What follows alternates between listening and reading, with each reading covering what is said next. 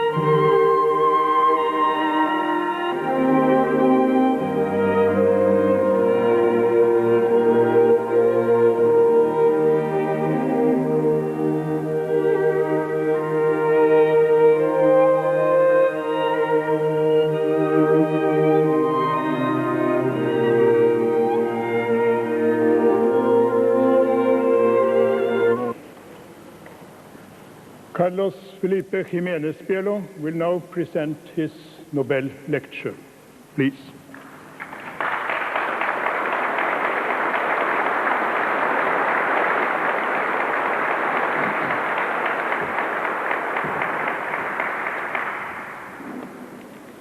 Your Majesties, Excellencies, ladies and gentlemen, nations will proclaim his wisdom, the assembly will celebrate his praises.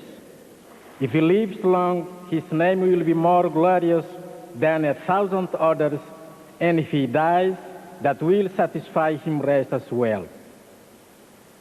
Excellencies, ladies and gentlemen, I start with this biblical passage from the Book of Wisdom because it expresses with deep significance the memory of a man we remember this day whose esteemed Peace Prize bears his name. Today, the 10th of December, we celebrate the centennial anniversary of the death of a wise benefactor of humanity, a peace worker, Alfred Nobel.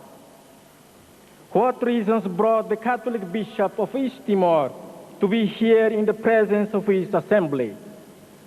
I come from a social context that is already known to your excellencies, where due to circumstances, the aspirations, the desires of the people are limited. Taking the words from Terentius, homo sum humani nihil me alienum puto. As a man, as human being, I cannot stay indifferent in front of what concerns man. As a member of a people, I have to share the destiny of the people, taking upon myself completely this mandate, knowing the risks that such attitude will involve.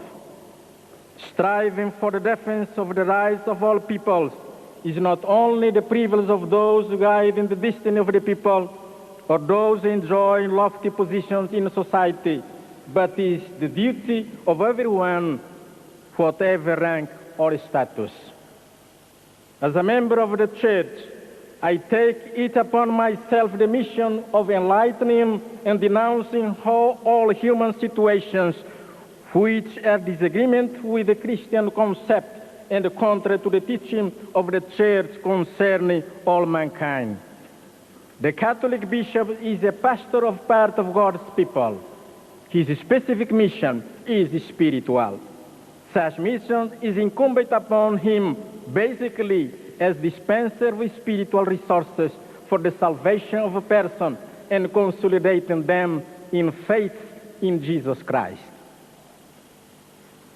It is known to your excellencies the effort of the Church concerning the suffering of the people of East Timor over the last 21 years. As bishop of this people, I regard the Nobel Peace Prize not as something to merely esteem one person, but as a rightful homage for the work done by the Catholic Church in East Timor, defending the inalienable rights of her people. Yet you have made him little less than a good God. You have crowned him with glory and beauty. For the composer of this psalm, human dignity is taking root in his divine vocation created by God. Your Majesties, Excellencies, ladies and gentlemen, I am profoundly honored to be before you today to receive the Nobel Prize for Peace. But whatever personal compliments I may receive, I believe that I have received this high tribute not because of who I am or what I have done. I firmly believe that I am here essentially as the voice of the voiceless people of East Timor, who are with me today in spirit, if not in person. And what the people want is peace and end to violence and respect for their human rights. It is my fervent hope that the 1996 Nobel Prize for Peace will advance these goals. Above all else, I am mindful and humble in my thoughts of Pope John Paul II, who did so much in the face of overwhelming odds in epochal struggle to remove the yoke of communism from Poland and other nations who have been told to be realistic and accepted their fate. The Holy Father has provided an example and a depth of inspiration to me that can never be equaled. My gratitude to John Paul II cannot be adequately expressed. I also think of others, especially from Asia, who have never stood here. I contemplate with unending amazement the work of Mahatma Gandhi and his creed of nonviolence in the movement of change. I think of China, and I pray for the well-being of Mr. Wei Jinshen and his colleagues, and hope that will soon be liberated from their jail cells, just as the Indonesian leaders once were freed from the infamous Bovendigul prison after long years of cruel captivity. Surely, these same Indonesian leaders had earned a place here in Oslo even before I was born in 1948, at the height of their battle for freedom and dignity. I think of the fearless Indonesian fighters, and I realize that history has so much to teach us if we would only take time to contemplate its richness.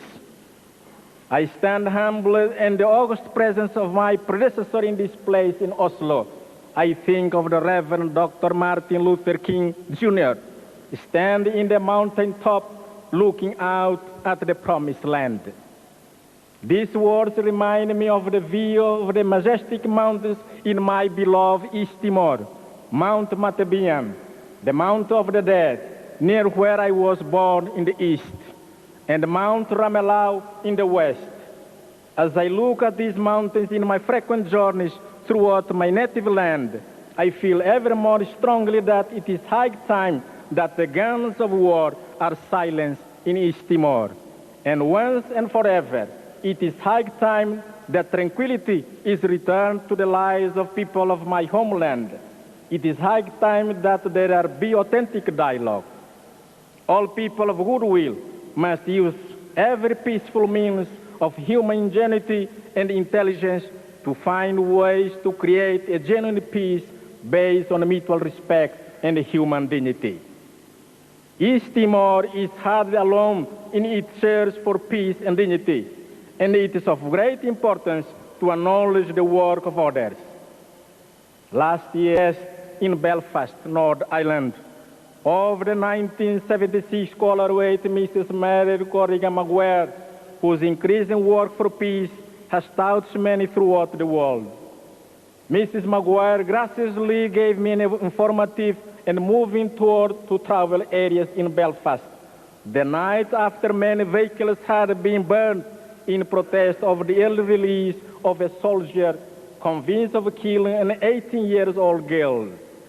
I pray the people of Northern Ireland may know genuine peace, justice, and tranquility in the near future.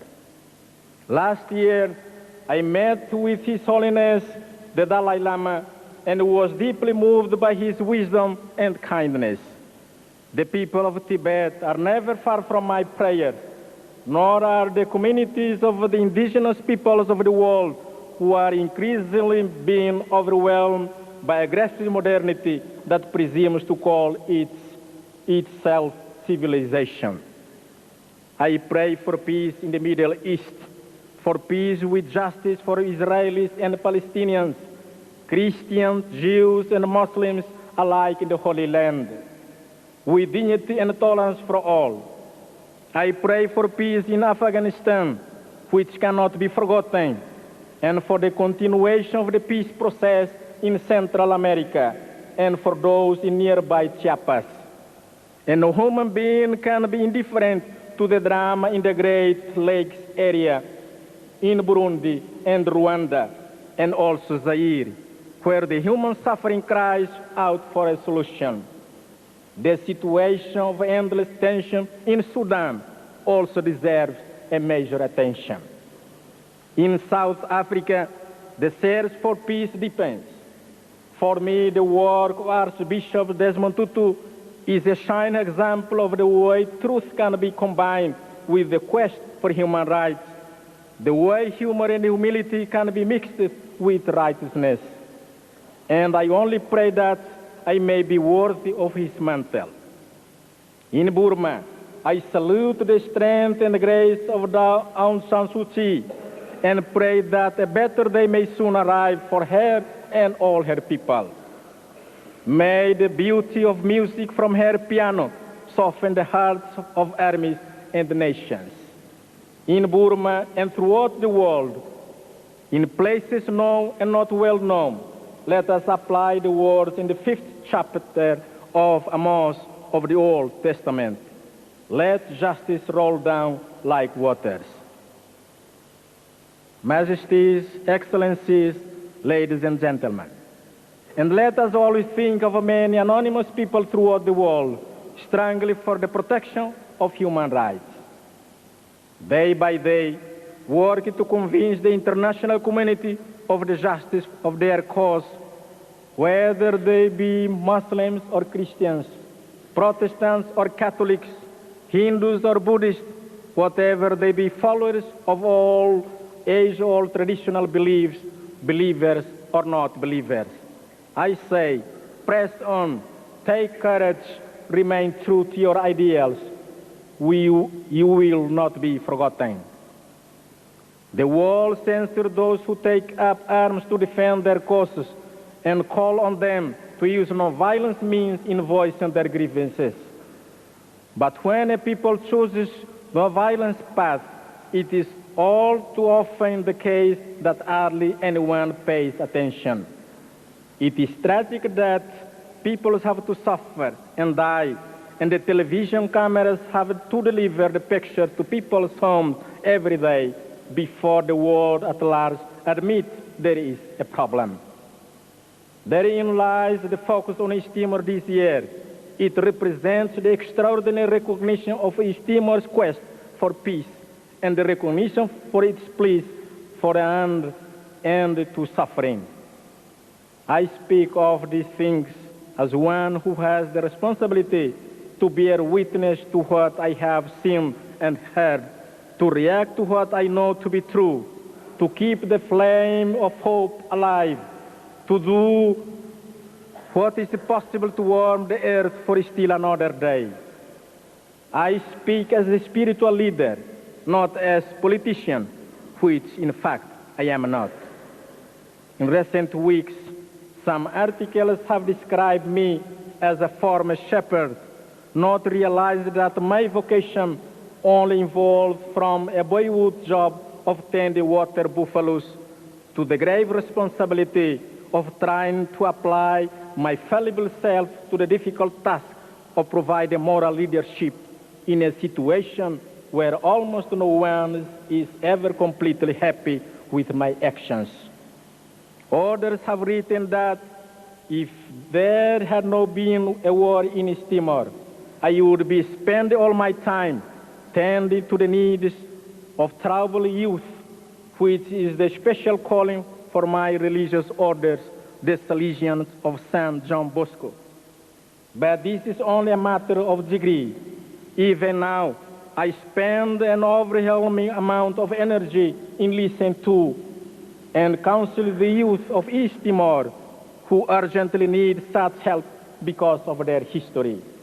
This is my special obligation and one which I welcome. Thus I must press on, aware of all the tasks that are far from complete. St. John Bosco once said that we will have the chance to rest in the hereafter, not in this world. And my life in the past 13 years, since I took up the post in East Timor, illustrates the accuracy of Don Bosco's judgment in this regard, among others. But my own hard work forms only a small part of what is necessary. The participation of others is vital. I extend the hand of friendship and goodwill to all those who provide genuine assistance and moral support in the vital struggle for peace in East Timor, throughout Asia, Africa, in the Western Hemisphere, throughout Europe, in Bosnia, and elsewhere in Balkans, everywhere. I must also praise the United Nations for its painstaking efforts on the question of East Timor, which have been of central importance in keeping the issue alive over many long years. In face of great obstacles, in spite of all the difficulties, the United Nations have continued to preserve in the interest of generating dialogue that might one day create a lasting structure of peace in East Timor and in many other places throughout the world. There is no institution that can take the place of the United Nations, especially in the light of the history and credibility of the world organizations.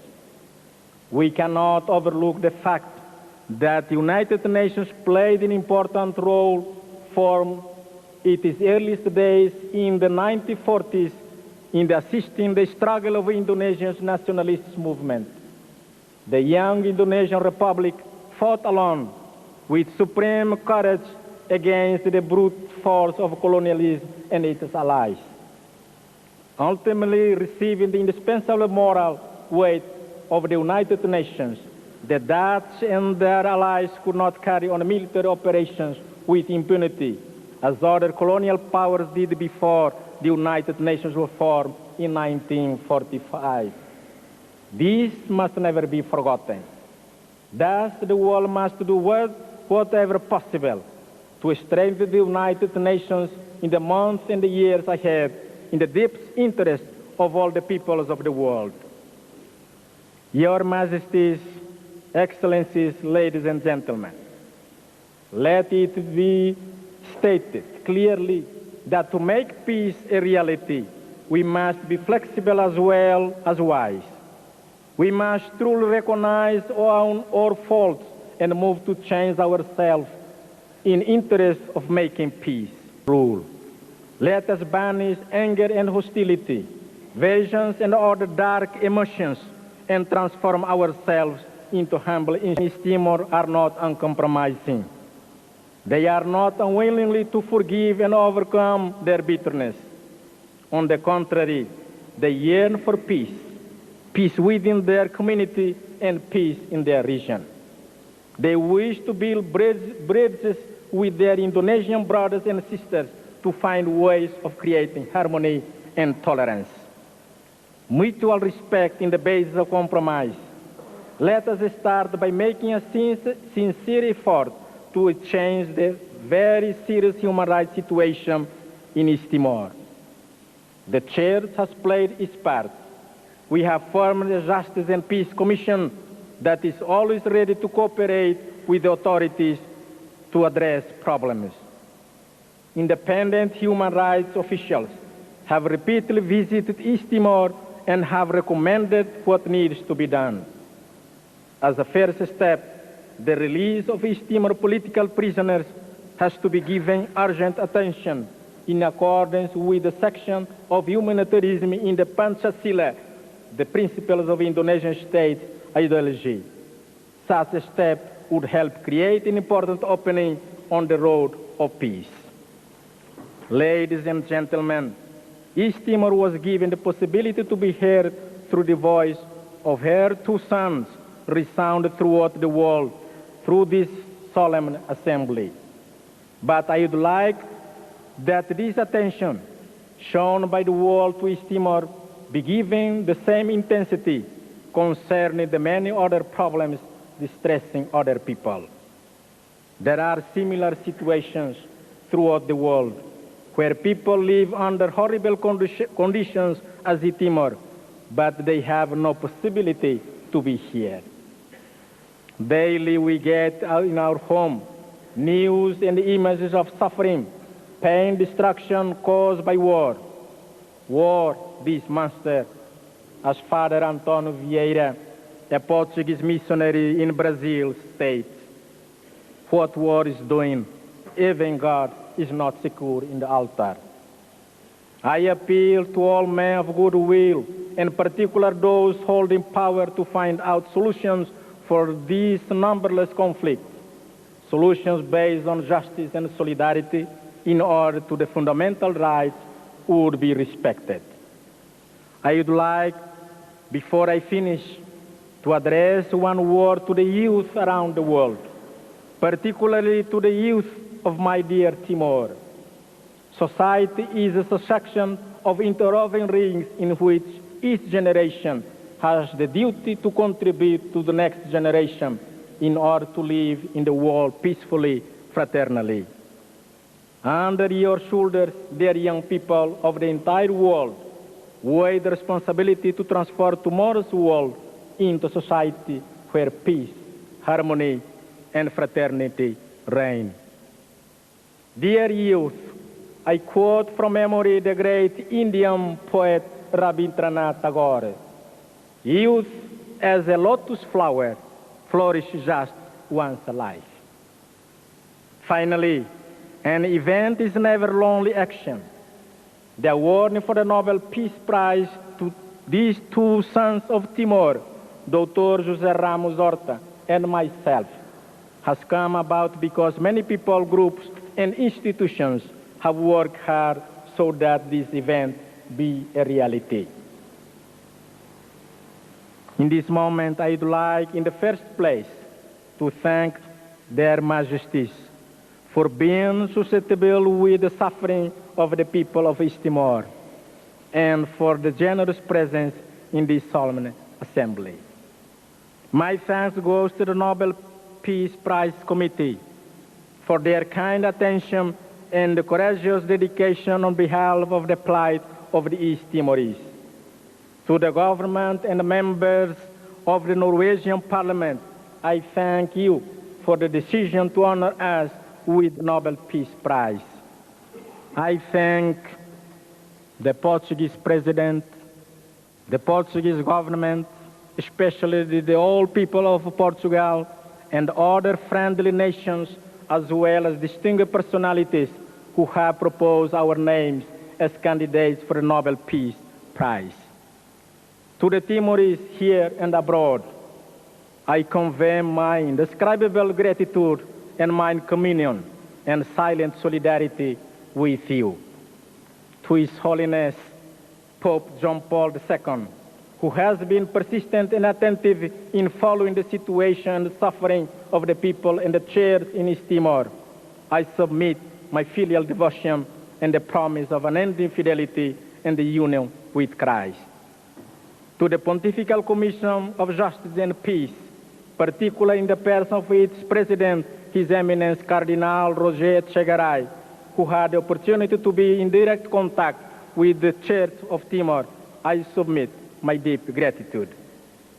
I cannot forget the contribution of friends from other religions, Christian denominations, with discretion and fearless activity have made it possible that the Nobel Peace Prize for 1996 be attributed to the Catholic Church in East Timor. I would be unjust to forget, although I am aware that it's difficult to count the various non-government organizations, humanitarian groups, church-related groups, and individuals who have worked hard in silence and without much publicity so that the Timorese can receive assistance and that the Timorese issue would not be buried under the dust of oblivion. With them, I share my happiness. The Creator and Father of everything and all peoples will reward all of us and will give us strength, wisdom, and courage to struggle for our fellow human beings because each one is the image and the likeness of God. Thank you.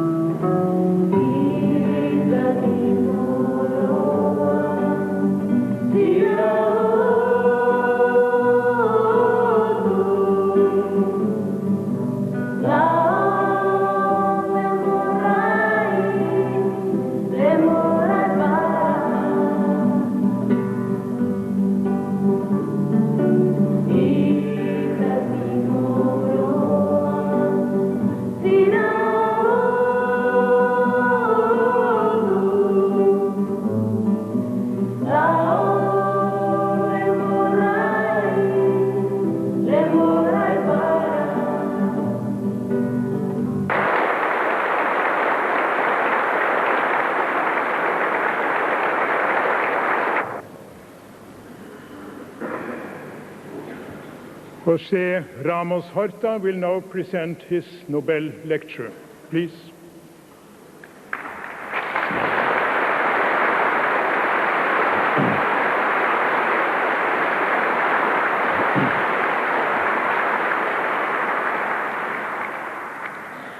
Suas Majestades, honoráveis membros do Comitê Nobel de Paz, senhores presidentes, primeiros ministros, excelências. Com vossa permissão, as minhas primeiras palavras serão na língua de Camões. Fernando Pessoa, apenas por razões práticas, vou continuar a minha intervenção na língua inglesa. I will now resume my speech in English. Your Majesties, honorable members of the Nobel Committee, my deepest appreciation goes to the Nobel Committee for having chosen us for the 96th Nobel Peace Prize. Your generosity in thinking of the wretch of the earth and your courage in standing up to the might of states, the cynicism and the indifference of too many, betrayal by some, tells us a lot, not only about the soul and history of courage of this great country of yours that fought so bravely during World War II. In recent years, Norway has played a central role in fostering dialogue and peace among historical enemies. In the Middle East and Guatemala, your discreet nature, determination and creativity have proven that some of the world's seemingly intractable conflicts can be resolved when there is an honest mediator and when the parties in a conflict are willing to end the war. The real winner of the 96th Nobel Peace Prize is our spiritual leader, Don Carlos Felipe Ximénez Belo. He is the embodiment of the East Timorese people's resilience, moral rectitude, dignity and identity, and his long quest for peace and freedom. In Don Carlos, the people of East Timor have found spiritual comfort and some sense of security from the daily threats to their very existence. My share of the Nobel Peace Prize will go entirely to a foundation to be called Peace and Democracy, Don Martinho da Costa Lopes. I know this is too small a tribute to this great man who gave his life to his church and his people. With the men, women and children in many parts of the world who have given us so many years of their lives, I wish to share this moment of joy. Without the generous solidarity movement, we would have been poorer and alone.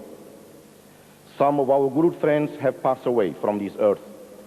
Dennis Freeney, Michel Tanner, Michel Robert, Carlos Villares, and the little and beautiful Sarah Taylor, whom God took away at age 15. We will remember them forever. My special greetings of friendship and eternal gratitude to my good friend, President Joaquim Chissano of Mozambique, and to President Nino Vieira of Guinea-Bissau, for having taken the trouble to fly all the way to Oslo to be with us. My special greetings and the deepest gratitude to President José Eduardo Santos, Mascarenhas Monteiro of Cape Verde, Miguel Trovoada of São Tomé, for their friendship and generosity.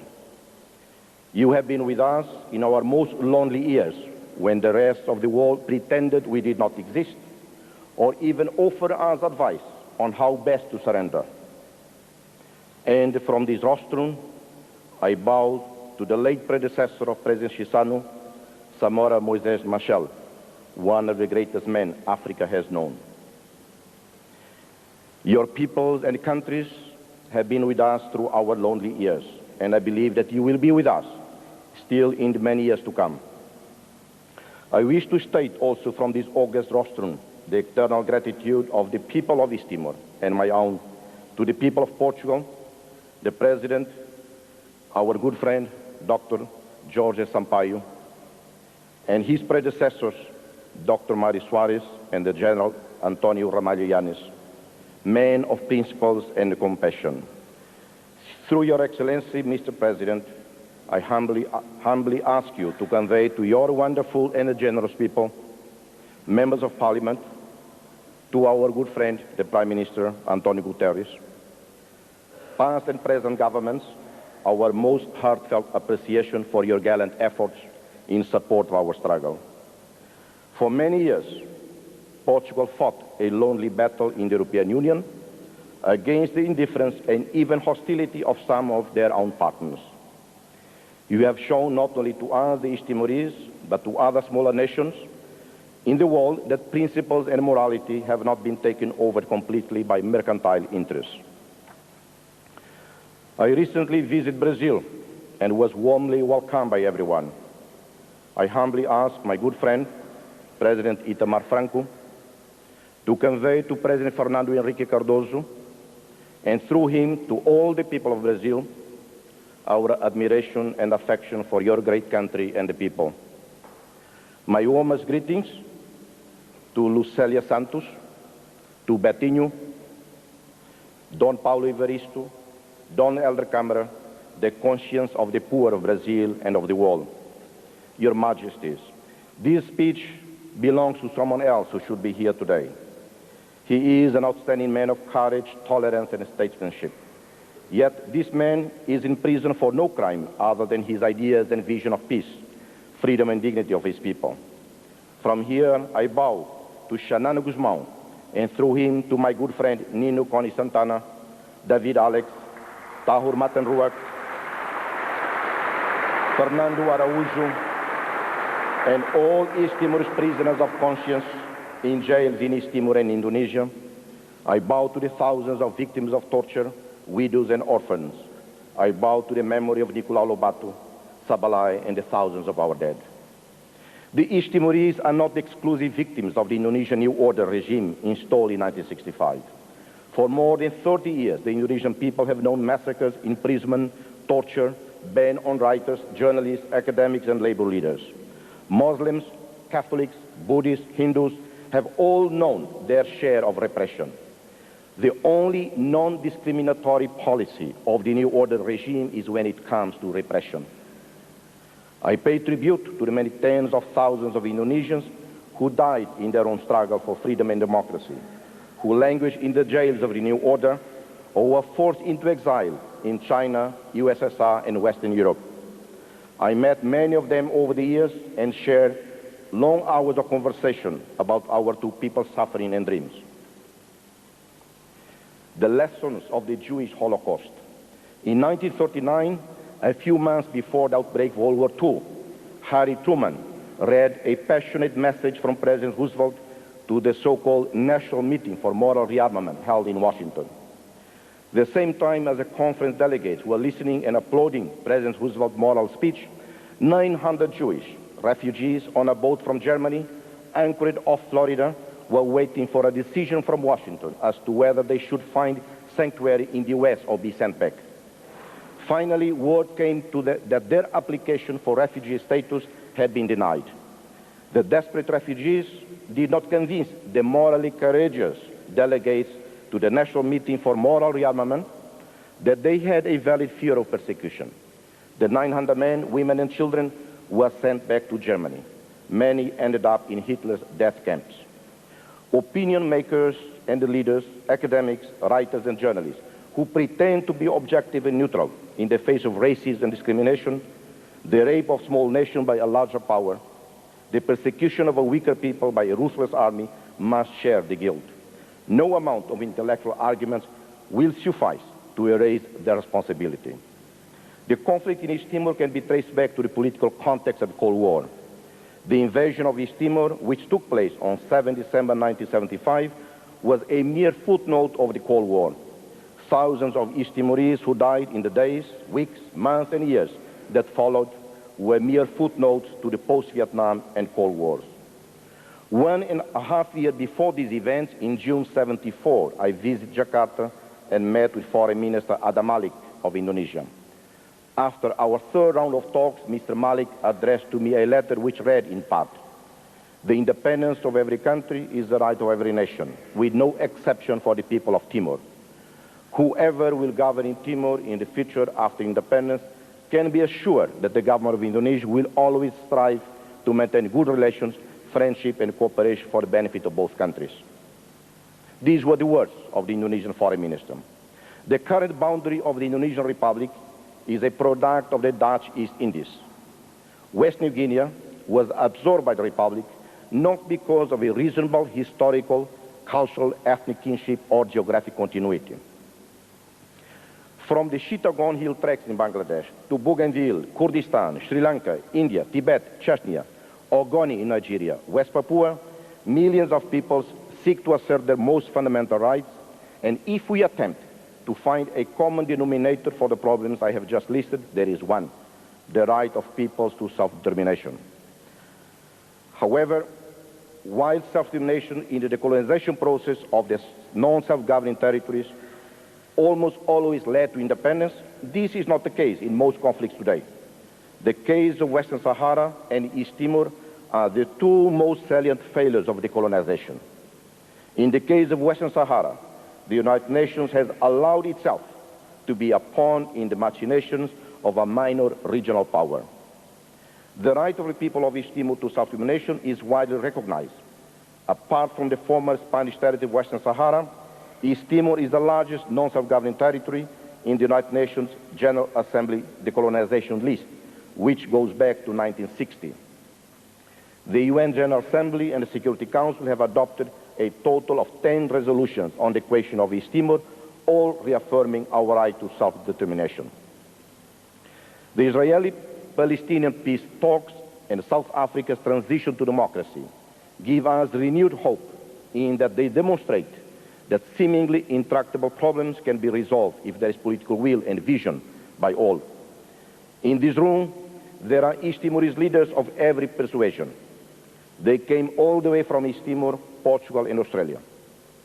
I speak for all when I say that we are ready to enter into a process of dialogue with the Indonesian authorities under the auspices of the United Nations without preconditions to explore all possible ideas towards a comprehensive settlement of the conflict.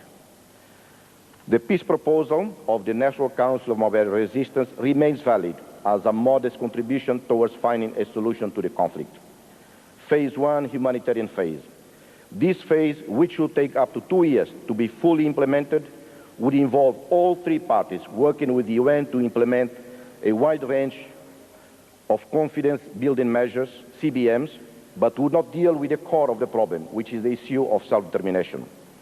These CBMs must include release of all prisoners, end of torture and summary executions, and a drastic reduction in Indonesian troop presence in the territory. Phase 2, autonomy. Phase 2, lasting between 5 to 10 years, would be a period of genuine political autonomy based on ample powers vested in a local, democratically elected territorial people's assembly. At the end of second phase, the autonomous status of the territory could be extended by mutual accord. Phase 3, self-determination. If all parties agree that phase 3 should enter into effect immediately, then the UN begins to prepare a referendum on self-determination to determine the final status of East Timor. If, God willing, East Timor becomes independent, allow me, Your Majesties, to share with you our vision for our country's future and our role in the region. East Timor is at the crossroads of three major cultures: Melanesian, Malay-Polynesian, and the Latin Catholic influence, a legacy of almost 500 years of Portuguese colonization. This rich historical and cultural existence places us in a unique position to build bridges of dialogue and cooperation between the peoples of the region. Portugal. East Timor will maintain close ties with Portugal, a country which colonized us for almost half a millennium and has shown an abiding commitment to our right to self-determination. Portugal and East Timor will be most valuable partners for ASEAN in its relations with the European Union, Africa, and Latin America. We will also seek to join the newly created Portuguese language community, CPLP. Australia and the South Pacific. The majority of the East Timorese residents outside the country are in Australia. In spite of our sadness of Australia's role on East Timor, I wish to state here our deepest appreciation to Australia for the hospitality shown to our thousands of refugees on Australian soil. We appreciate the many representations the previous and current governments of Australia have made to impress upon the government of Indonesia regarding the human rights situation in East Timor. ASEAN and the APEC. We are conscious of our geography, which compel us to to coexist with our neighbors in that part of the world. We will seek membership in ASEAN and APEC within days of our independence. We will not have a standing army. For our external security, we will rely on a treaty of neutrality to be guaranteed by the permanent members of the Security Council. We will endeavor with the UN and our neighbors to declare our region and the sea surrounding East Timor a zone of peace and development. Rule of law. We will endeavor to build a strong democratic state based on the rule of law, which must emanate from the will of the people expressed through free and democratic elections. All international human rights treaties will be submitted to the Parliament for ratification. We believe that human rights transcend boundaries and must prevail over state sovereignty.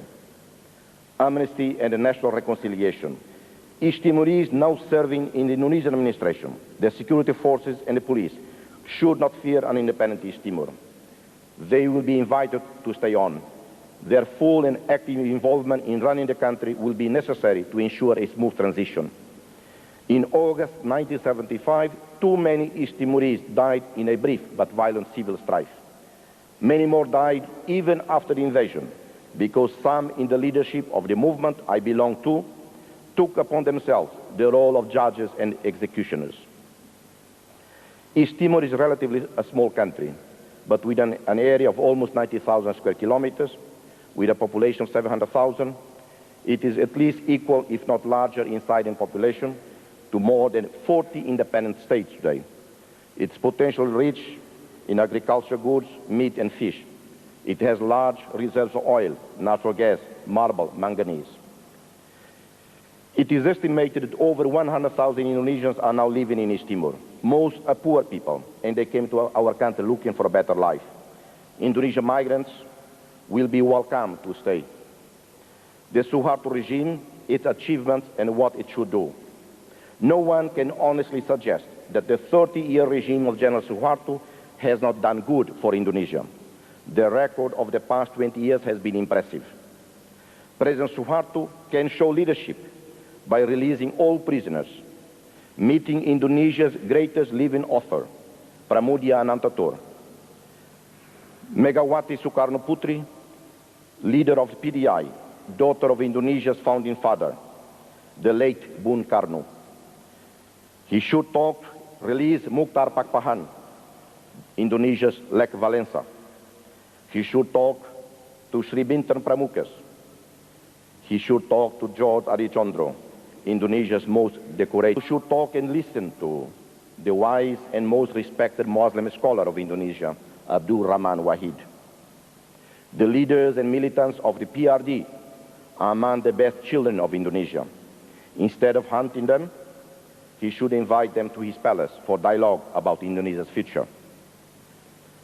The next 2 to 3 years will witness a transition in Indonesia. Australia, New Zealand, the US, Canada, and the European Union can encourage a peaceful, evolutionary transition with a discreet yet firm policy of pushing for democratic reforms and rule of law in Indonesia, and for a genuine act of self-determination in East Timor. The US administration is the only major power that has adopted some concrete measures to encourage change in Indonesia and East Timor. I express here our sincere appreciation to President Clinton for his actions on East Timor, and I appeal to him to lend his youthful energy and compassion towards a permanent resolution of the conflict, which he once described as unconscionable. We are not asking that Indonesia be punished with comprehensive economic sanctions. We believe that economic engagement with a country can at times foster positive changes through the development of a democratically conscious society. However, we find it repulsive that the Western countries that more loudly make rhetorical speeches about human rights are the ones that manufacture most weapons that have killed more than 20 million people in the developing world since World War II. Landmines, torture equipment, cluster bombs, chemical weapons are designed to inflict pain and death on human beings. Most are civilians, women and children. Human rights and Asian values. The peoples of Burma, Thailand, the Philippines, South Korea, and the democracy movements in China and Indonesia are telling the rest of the world that democracy and human rights are not an invention of the West. The thousands of Asians who died in the streets of Manila, Bangkok, Jakarta, Rangoon, Beijing did not die for a so-called Asian value that denies the people of Asia the basic and fundamental freedoms enjoyed in Europe, Latin America, and in an increasing number of countries in Africa. South Korea.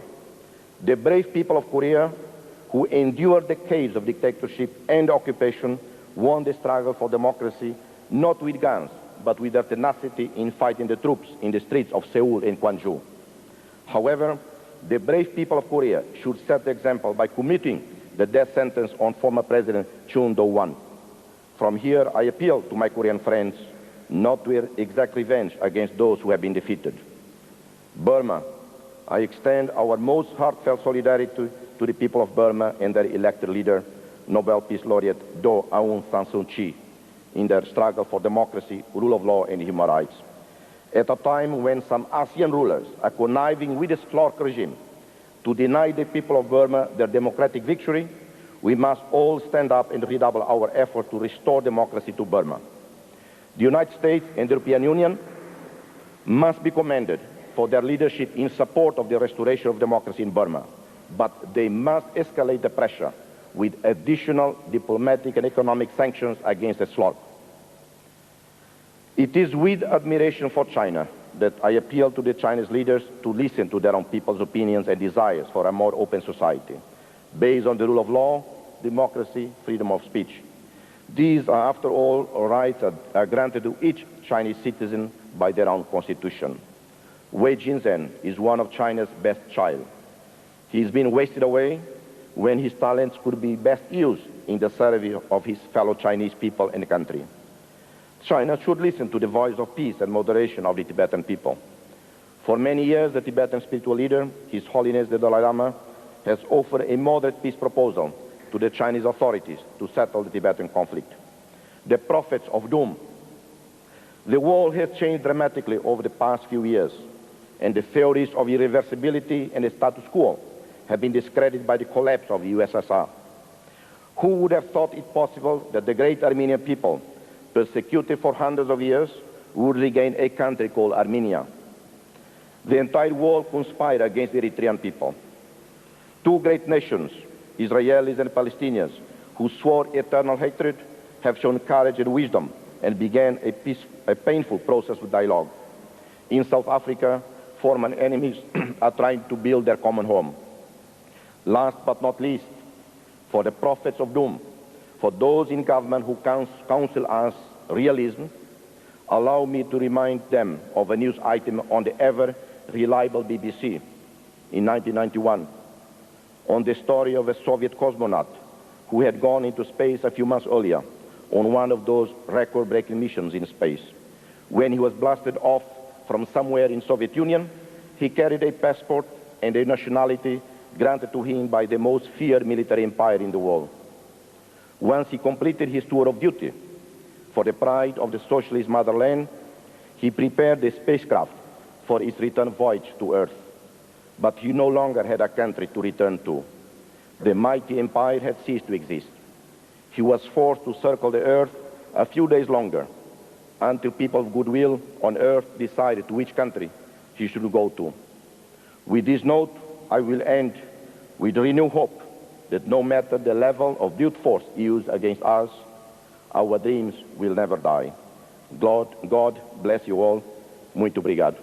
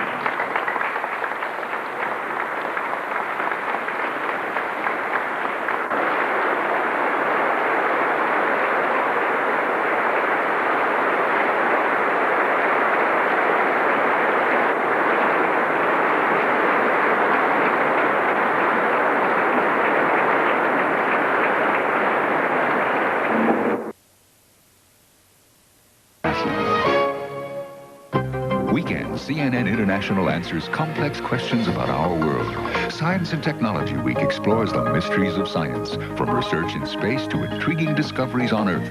Then the CNN Computer Connection gets user-friendly with the latest trends in cyberspace. From